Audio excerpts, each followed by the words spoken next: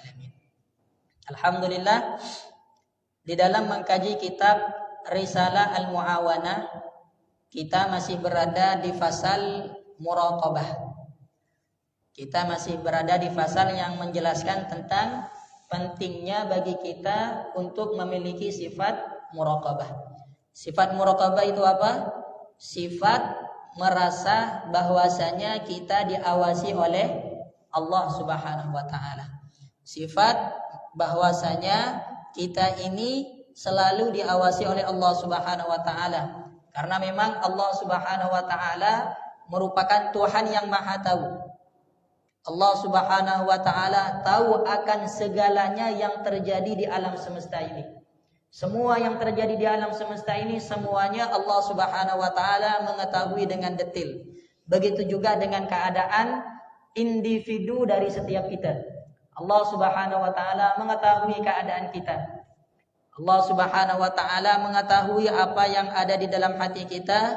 Allah Subhanahu wa taala melihat apa yang kita lakukan. Dan Allah Subhanahu wa taala mendengar apa yang kita ucapkan. Inilah yang disebut dengan sifat muraqabah. Di dalam ilmu tasawuf, kita ini dianjurkan untuk berusaha agar supaya kita bisa memiliki sifat muraqabah ini.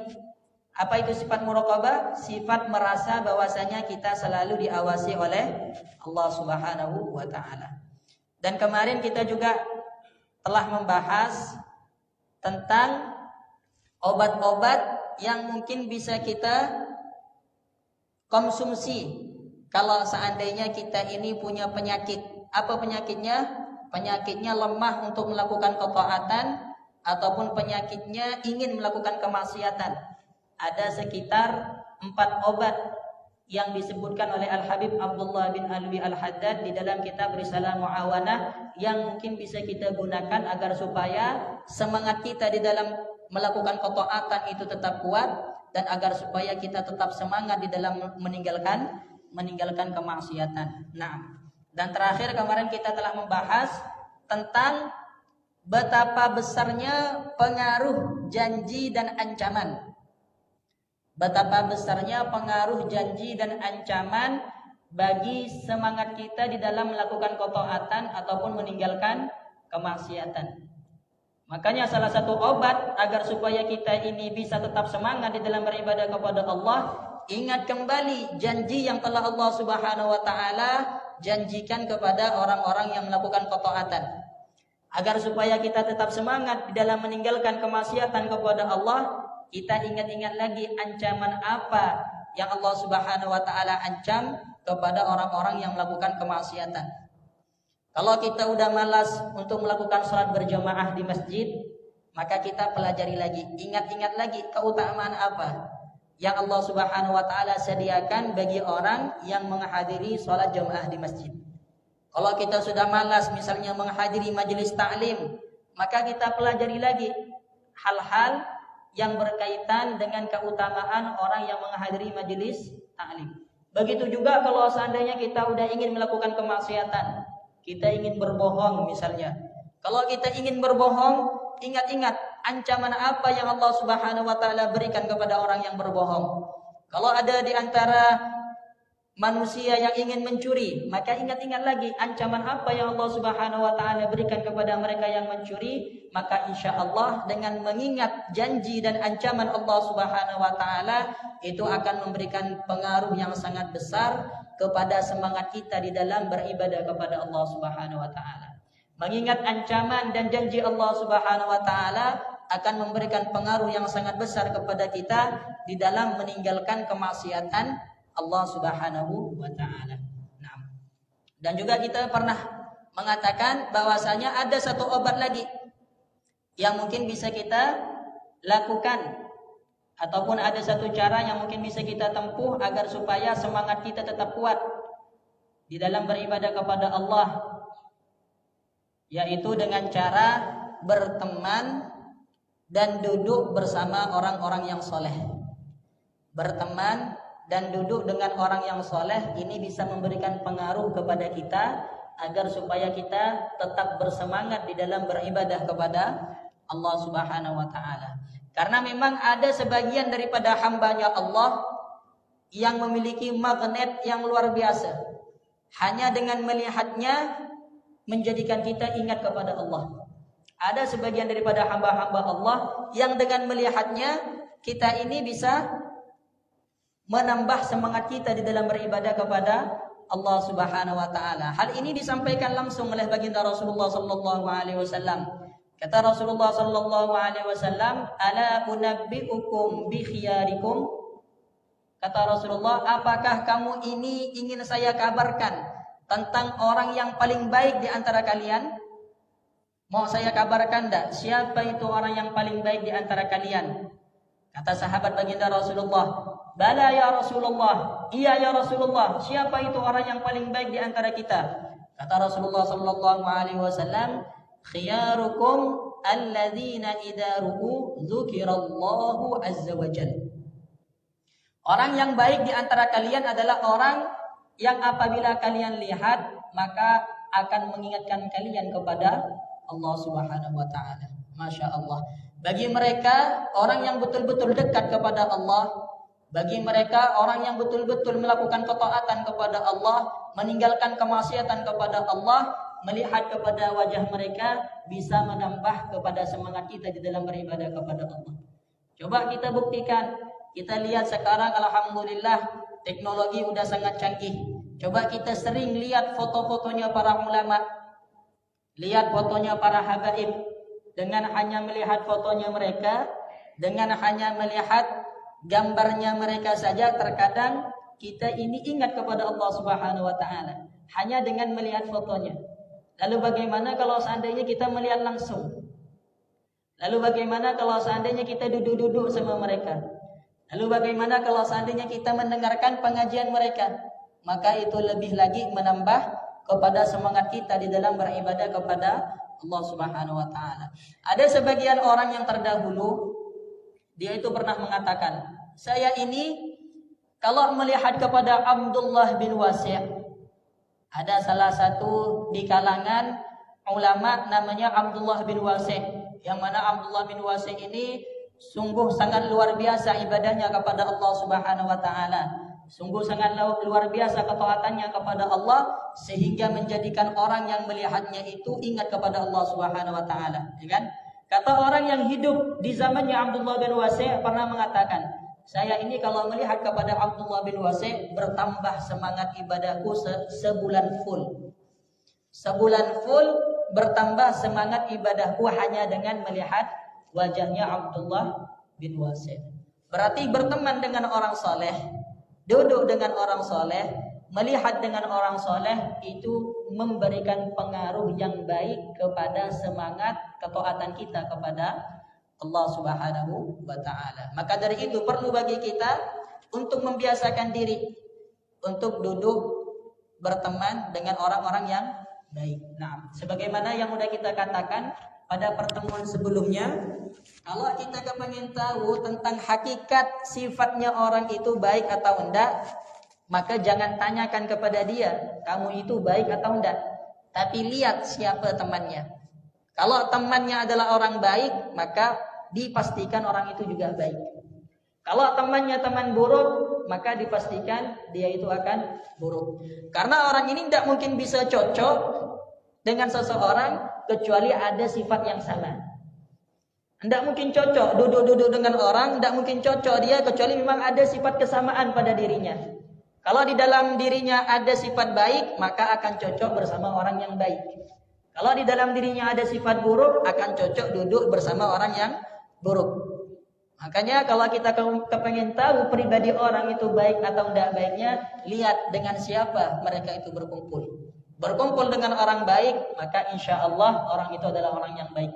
Berkumpul dengan orang yang buruk, maka bisa jadi orang itu adalah orang yang buruk. Nah, dan kemarin juga kita telah menceritakan tentang kisah yang telah disabdakan oleh baginda Rasulullah sallallahu alaihi wasallam.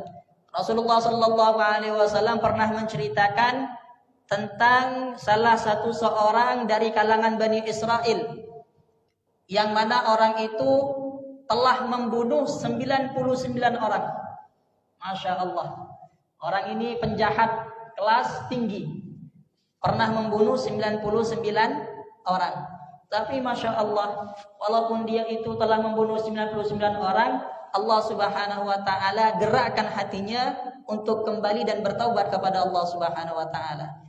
Ada niatan di dalam hatinya ingin jadi orang baik, walaupun dia telah membunuh 99 orang. Akhirnya dia itu mencari orang yang bisa mengajarkan kepadanya bagaimana cara bertaubat dan kembali kepada Allah Subhanahu wa Ta'ala.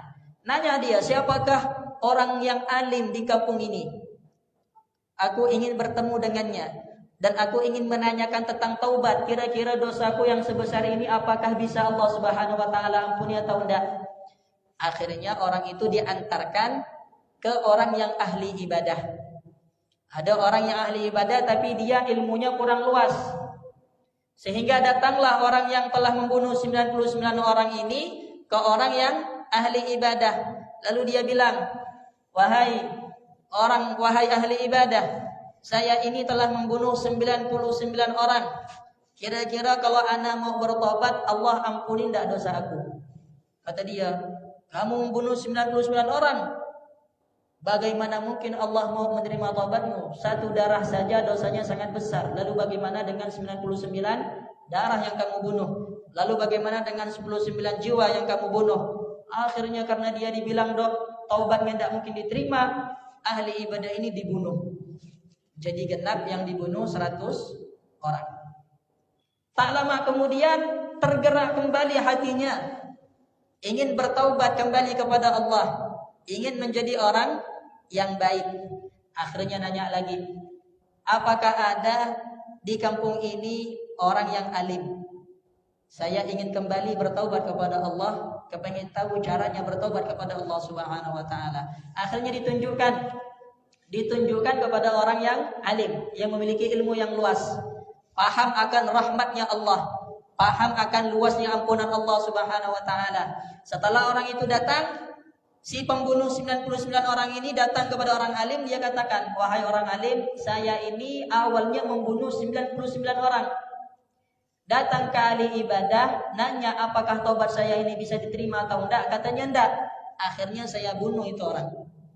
Dan saya sekarang telah membunuh 100 orang. Kira-kira kalau saya mau bertobat kepada Allah, apakah Allah Subhanahu wa Ta'ala akan ampuni taubat saya ini? Lalu kata orang yang alim itu tadi, apa yang menghalangimu dari ampunan Allah? Selama nyawamu masih ada di tenggorokan, mintalah ampunan kepada Allah, karena pintu taubatnya Allah Subhanahu wa Ta'ala masih terbuka. Sabdanya baginda Rasulullah sallallahu alaihi wasallam, "Innallaha yaqbalu taubatal 'abdi ma lam yugharghir." Allah Subhanahu wa Ta'ala akan menerima taubatnya seorang hamba selama nyawanya masih belum sampai ke tenggorokan. Kalau nyawanya masih belum sampai ke tenggorokan, Allah Subhanahu wa Ta'ala akan ampuni dosanya. Tapi kalau nyawanya sudah sampai ke tenggorokan, sekarang pintu taubat tertutup. Sebagaimana yang terjadi kepada Fir'aun, ya kan? Fir'aun ini Masya Allah, di akhir hayatnya dia mengucapkan la ilaha illallah. Tapi sayangnya dia mengucapkan la ilaha illallah ketika nyawanya sudah sampai ke tenggorokan. Di dalam Al-Quran Allah Subhanahu wa Ta'ala menjelaskan, ketika Fir'aun itu tenggelam dan dia udah tahu bahwasanya dia akan celaka, akan mati di dalam tenggelamnya itu, akhirnya dia mengucapkan amantu annahu la ilaha illalladzi amanat banu Israil wa ana minal muslimin. Kata Fir'aun, amantu annahu la ilaha illalladzi amanat bihi banu Israil wa ana minal muslimin. Saya beriman kepada Tuhannya Bani Israel dan saya tergolong daripada orang-orang yang Islam. Saya mau masuk Islam. Saya udah dulu yang saya ngaku Tuhan itu semuanya dusta. Kata Fir'aun, cuman kata Allah Subhanahu wa Ta'ala, al-an, apakah sekarang mau bertobat? Nyawa udah sampai ke tenggorokan, mau bertobat? Tidak diterima oleh Allah Subhanahu wa Ta'ala taubatnya. Tapi selama kita masih sehat, nyawa masih ada di badan, belum sampai ke tenggorokan, kesempatan pintu taubat masih terbuka luas. Ini yang disampaikan oleh orang alim itu kepada orang yang telah membunuh 100 orang. Dia katakan bahwasanya kalau memang kamu betul-betul ingin kembali bertaubat dan ingin menjadi orang yang baik, maka pintu taubat terbuka. Yang penting sungguh-sungguh bertaubat kepada Allah. Dan satu pesan saya. Apa pesannya? Kata dia, sekarang kamu pergi ke negeri fulan. Pergi ke suatu negeri di sana. Jangan diam di negerimu ini. Karena mengapa? Karena di negerimu itu banyak orang-orang yang buruk. Di negerimu itu banyak orang-orang yang jahat. Di negerimu itu banyak orang-orang yang nakal. Kalau kamu kepengin bertaubat tapi kamu masih berkumpul bersama mereka, kamu akan kembali lagi nanti. Kamu sekarang pergi berhijrah ke negeri fulan, karena di sana banyak orang yang soleh. Di sana banyak orang yang baik. Di sana banyak orang yang bagus. Beribadalah kepada Allah di negeri itu. Karena teman yang soleh itu akan membantu dirimu untuk tetap semangat beribadah kepada Allah Subhanahu wa ta'ala. Akhirnya orang yang membunuh 100 orang ini mengikuti saran yang telah diberikan oleh orang alim itu tadi. Berangkatlah dia dengan niatan ingin bertaubat. Dengan niatan ingin bertaubat. Masih belum melakukan ketaatan, hanya niat saja. Kepingin berpindah dari kotanya ke kota orang yang saleh dengan niatan ingin bertaubat. Tapi qadarullah, sampai di pertengahan jalan orang itu meninggal. Sampai di pertengahan jalan orang itu meninggal. Belum sempat bertaubat. Hanya niat saja. Belum sempat bertaubat, hanya niat. Belum sempat melakukan ketaatan. Masih belum pernah sembahyang, masih belum pernah nangis, hanya niat saja. Sampai di pertengahan jalan dia meninggal. Ketika dia meninggal, kata baginda Rasulullah sallallahu alaihi wasallam, turun 2 malaikat. Yang pertama malaikat rahmah, yang kedua malaikat azab. Malaikat rahmah sama malaikat azab. Kedua malaikat ini saling berebut. Rebutin siapa? Ngerebutin orang yang telah membunuh 100 orang. Kata malaikat rahmah, ini punya aku.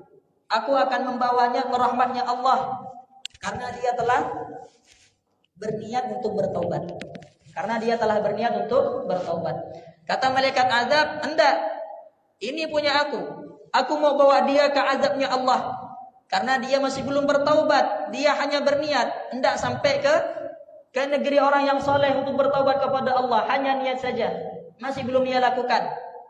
Berdebatlah 2 malaikat. Masya Allah. Gara-gara ahli maksiat yang ingin bertaubat kepada Allah, malaikat berdebat. Malaikat azab sama malaikat rahmah.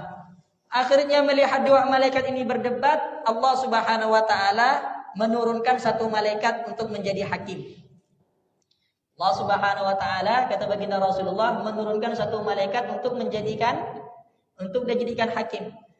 Apa kata malaikat yang diutus oleh Allah? Sekarang ukur jarak. Ukur jarak antara negeri asal orang yang bermaksiat dengan negerinya orang soleh. Dan tempat wafatnya dia. Lebih dekat ke mana? Kalau lebih dekat ke tempat orang yang soleh, ke negeri orang yang soleh, maka orang ini diambil oleh malaikat rahmah. Kalau lebih dekat ke tempat asalnya dia, maka akan diambil oleh malaikat azab. Setelah diukur, ternyata orang ini meninggalnya 1 jengkal lebih dekat ke negeri orang yang saleh. Akhirnya diambil oleh malaikat rahmah, dibawa ke rahmatnya Allah Subhanahu wa ta'ala. Ada sebagian riwayat yang mengatakan sebenarnya orang ini lebih dekat kepada tanah, lebih dekat kepada negeri asalnya. Cuman dengan rahmatnya Allah, Allah meminta kepada tanah untuk bergeser. Supaya lebih dekat kepada apa? Kepada negerinya orang yang saleh. Akhirnya setelah diukur, orang ini lebih dekat jaraknya ke negeri orang yang saleh, diambil oleh malaikat rahmah. Ini merupakan cerita yang telah diceritakan oleh baginda Rasulullah sallallahu alaihi wasallam di dalam hadisnya. Ini kisah nyata, bukan dongeng. Yang menceritakan siapa? Baginda Rasulullah sallallahu alaihi wasallam. Apa pelajaran yang bisa kita ambil dari kisah ini?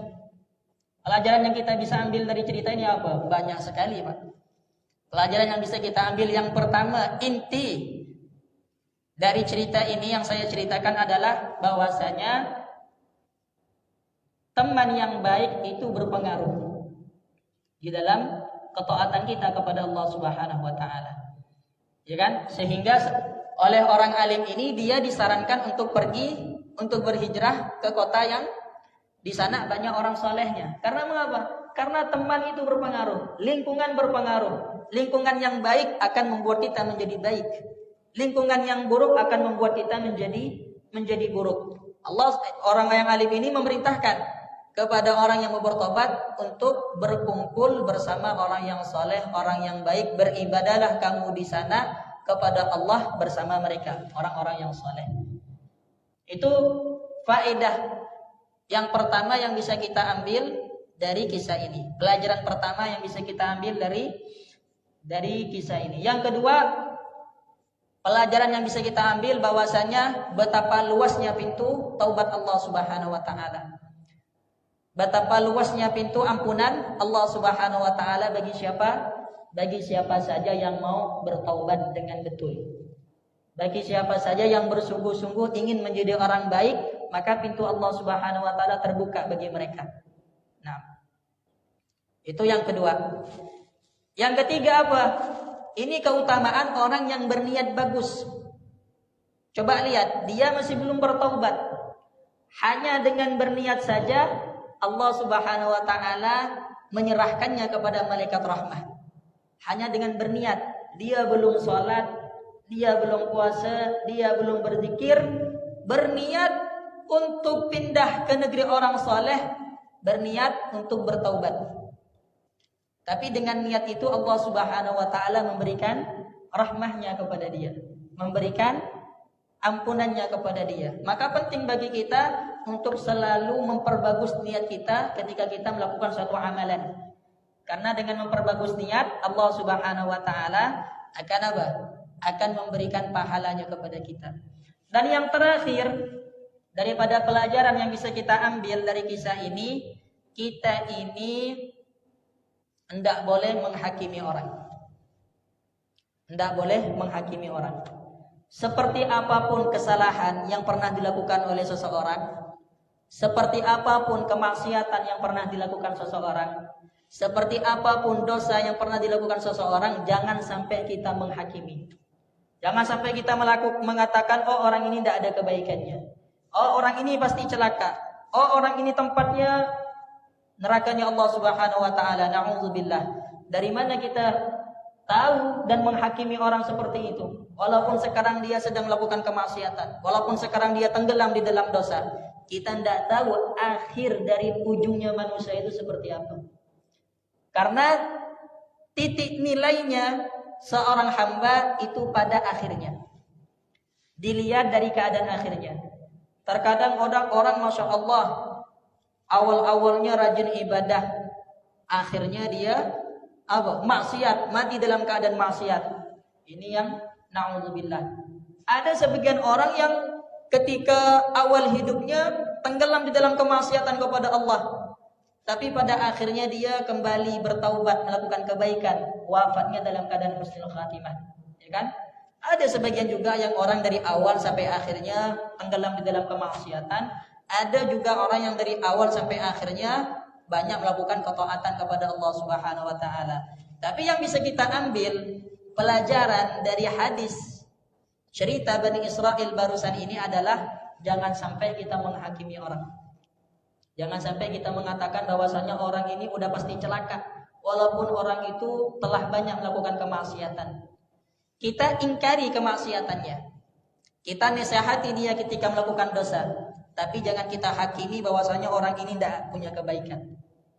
Jangan sampai kita menghakimi karena kita tidak tahu akhir daripada kehidupan manusia. Nah, ya kan? Ada dulu ulama pernah mengatakan seperti ini. Kalau seandainya saya ini melihat orang yang bermaksiat, lalu orang yang bermaksiat di hadapan saya ini menghilang dari pandangan saya, dia pergi. Lalu suatu saat saya ketemu lagi sama dia, maka saya menyangka orang ini telah menjadi wali Allah. Kalau saya ketemu sama orang yang bermaksiat, lalu kemudian orang yang bermaksiat ini hilang dari pandangan saya, kemudian saya bertemu lagi, i'tiqad saya, keyakinan saya sama orang ini, dia adalah wali Allah Subhanahu wa ta'ala. Karena apa?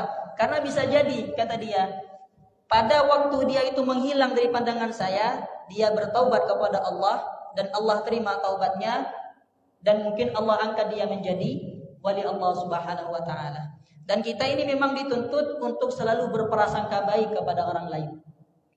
Dituntut untuk selalu berhusnudzan kepada orang lain, ya kan? Kata baginda Rasulullah sallallahu alaihi wasallam ataupun kata ulama, khoslatani laisa fawqahuma syai'un minal khair, husnudzan billah wa husnudzan bi'ibadillah.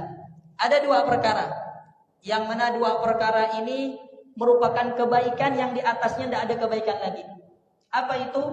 Berprasangka baik kepada Allah dan berprasangka baik kepada hambanya Allah Subhanahu wa ta'ala. Wa khaslatani laisa fawqahuma syai'un minasyarr, su'udzan billah wa su'udzan bi'ibadillah. Ada dua perkara yang mana dua perkara ini sangat buruk, tidak ada lagi di atasnya keburukan dibanding dua perkara ini. Apa itu? Berprasangka buruk kepada Allah dan berprasangka buruk kepada hamba Allah Subhanahu wa ta'ala. Kita waspada kepada orang tidak masalah, kita waspada, tapi berburuk sangka ini jangan. Berburuk sangka ini jangan, ya kan? Sebagaimana tadi ceritanya ulama itu, kata dia, kalau seandainya saya melihat ada orang yang bermaksiat dengan mata kepala saya, lalu dia itu menghilang dari pandangan saya, ketemu lagi, maka i'tiqad saya dia adalah wali Allah Subhanahu wa ta'ala. Nah, karena di dalam ilmu fikih, Pak, di dalam ilmu fikih itu ada permasalahan seperti ini. Ada permasalahan seperti ini. Misalnya kita ada lihat kucing. Kucing makan bangkai tikus. Ada kucing makan bangkai tikus. Kira-kira mulut kucing ini najis enggak? Najis kan? Karena mengapa? Karena ada bekas bangkai tikus di mulutnya. Lalu kucing itu pergi dari pandangan kita. Datang lagi ke kita. Sekarang apa sangkaan kita kepada mulut kucing ini? Suci atau masih najis? Kata ulama fikih, suci udah. Kata ulama fikih, suci. Kenapa? Kalau memang waktu menghilangnya kucing itu dari pandangan kita dengan kadar yang memungkinkan bagi kucing itu untuk apa? Meminum di parit yang airnya lebih daripada 2 kula. Karena ada kemungkinan kucing itu minum di parit yang kadar airnya lebih dari 2 kula, yang dengan itu mulutnya menjadi bersih. Sama juga dengan ulama itu tadi. Ketika dia melihat orang melakukan kemaksiatan, lalu orang itu apa? Hilang dari pandangannya, lalu ketika bertemu lagi dia katakan mungkin orang ini udah jadi wali Allah. Karena mengapa? Karena ada kemungkinan ketika orang itu pergi dari pandanganku, dia nangis, minta ampun kepada Allah dan Allah terimanya, bahkan Allah akan menjadi wali. Perlu berhusnudzan. Perlu bagi kita ini untuk memperbaiki cara pandang kita kepada manusia. Jangan sampai kita ini selalu berprasangka buruk. Memang manusia itu ada sisi negatifnya, ada sisi positifnya. Tapi kita sebagai kaum muslimin dianjurkan untuk melihat sesuatu itu dari segi positifnya. Jangan lihat dari segi negatifnya. Suatu ketika pernah Sayyiduna Isa alaihi salatu wassalam, beliau pernah jalan-jalan sama pengikutnya. Tiba-tiba ketemu sama bangkainya anjing. Tengah jalan, di jalanan ketemu sama bangkai anjing. Kata sebagian pengikut Nabi Isa, betapa buruknya rupa bangkai anjing ini. Kata satunya yang lain, betapa baunya bangkai anjing ini. Kata satunya yang lain, betapa bengisnya rupa bangkai anjing ini, ya kan? Apa kata Nabi Isa? Betapa putihnya gigi anjing ini. Betapa putihnya gigi anjing ini, ya kan? Padahal 99% yang ada pada bangkai anjing itu keburukan. Dan itu yang dinilai oleh pengikutnya Nabi Isa. Tapi lihat bagaimana Nabi Isa itu memandang sesuatu dari segi positifnya. Bukan yang dilihat sesuatu yang buruk, tapi yang dilihat adalah sesuatu yang baik. Apa? Putihnya gigi anjing itu yang dilihat. Ini mengajarkan kepada kita bagaimana agar supaya kita ini melihat sesuatu dari segi positifnya. Orang ada yang ada negatifnya, ada positifnya. Yang negatifnya kita tinggalkan, yang negatifnya kita lalaikan. Kita fokuskan kepada sesuatu yang positif. Lihat sesuatu yang baik pada diri dia, insya Allah dengan hal tersebut apa? Persatuan kaum muslimin akan lebih kuat. Tidak ada hati yang benci, tidak ada hati yang apa? Yang tidak suka kepada saudaranya sesama kaum muslimin. Kalau seandainya kita itu menilai seseorang dari segi positifnya, jangan sampai kita melihat orang dari segi negatifnya, ya kan?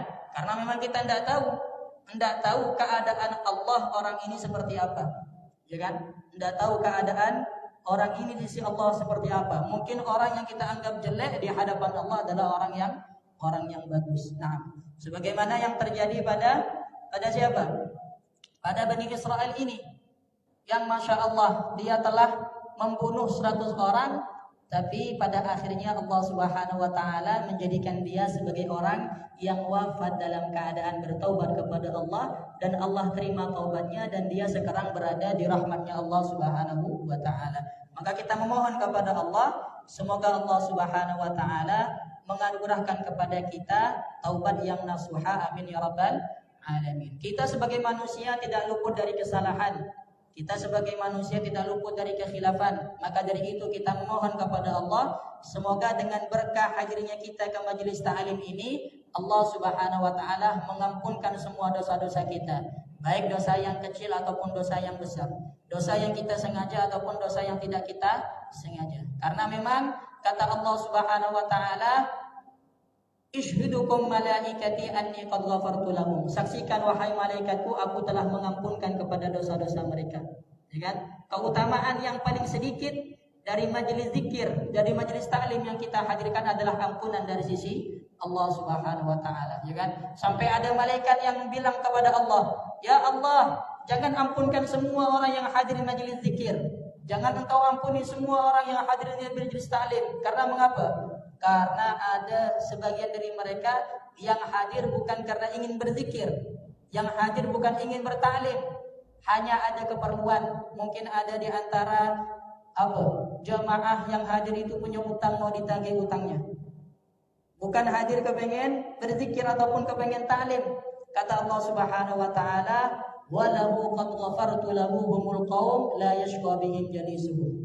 Dan dia pun juga orang yang datang ke majelis zikir ataupun majelis taklim bukan karena niat ingin berzikir ataupun ingin bertaklim, Allah juga ampuni. Karena mengapa? Karena berkah duduk dengan orang yang soleh, karena berkah duduk dengan orang yang berzikir, yang bertaklim, Allah juga ampuni dosa-dosa mereka. Maka kita memohon kepada Allah, semoga Allah Subhanahu wa taala ampuni semua dosa-dosa kita. Amin ya rabbal alamin. Wallahu a'lam.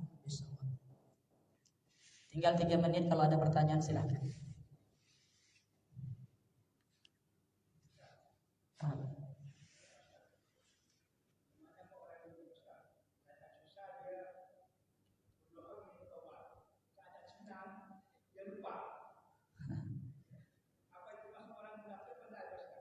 Nah, ini sebenarnya sifatnya manusia seperti itu. Kata Allah dalam Al-Quran, "Innal insana la yatgha ar-ra'ahus taghna." Innal insana la yatgha ar-ra'ahus taghna. Sesungguhnya orang ini la yatgha, sungguh pembangkang. Manusia ini sifatnya pembangkang. Kapan? Ar-ra'ahus taghna. Ketika dia itu merasa dirinya itu memiliki kecukupan. Ketika dia merasa senang, ketika dia merasa bahagia.